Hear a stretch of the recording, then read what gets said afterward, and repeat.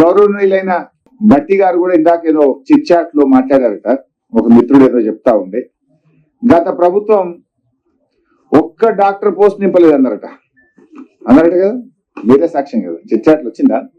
I'm challenging Bhatti గారు, మమ్మల్ని ఒక్క పోస్ట్ నింపలేదు అన్నావు కదా. నాకంటే ముందు అఫ్ కోర్స్ లక్ష్మారెడ్డి గారు ఆరోగ్య మంత్రిగా ఉన్నారు, ఆ తర్వాత ఈటల రాజేందర్ గారు ఆరోగ్య మంత్రి ఉన్నారు.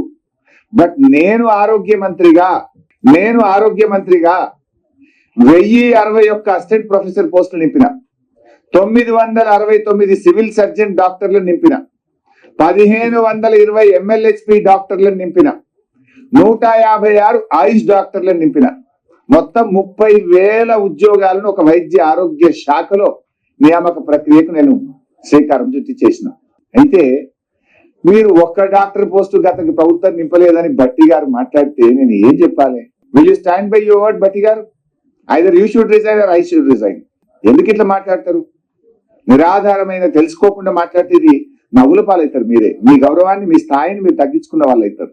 మీకు కూడా గుర్తుండే ఉంటది, నేను ఆ ఉత్తగుడి పోస్టులు ఆ శిల్పారామం దగ్గర పెద్ద ఫంక్షన్ పెట్టి ప్రోగ్రామ్ పెట్టి పంచిన, ఒకటే రోజు ఇచ్చిన ఆర్డర్లు 15,000 మందికి ఒక రోజు ఇచ్చినట్టు 900 మందికి ఒక రోజు ఇచ్చిన. నువ్వు ఒక పోస్ట్ డాక్టర్ పోస్ట్ నింపలేదని భట్టి గారు మాట్లాడితే నేను ఏం చెప్పాలి?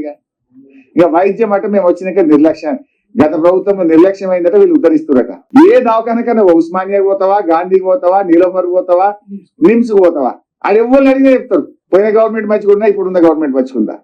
మందులు బయటకు ఎవరు రాస్తారు? గత గవర్నమెంట్ ఉండగా అన్ని మందులు దొరుకుతుండే, ఇప్పుడు సగం బయటకు రాస్తుంది.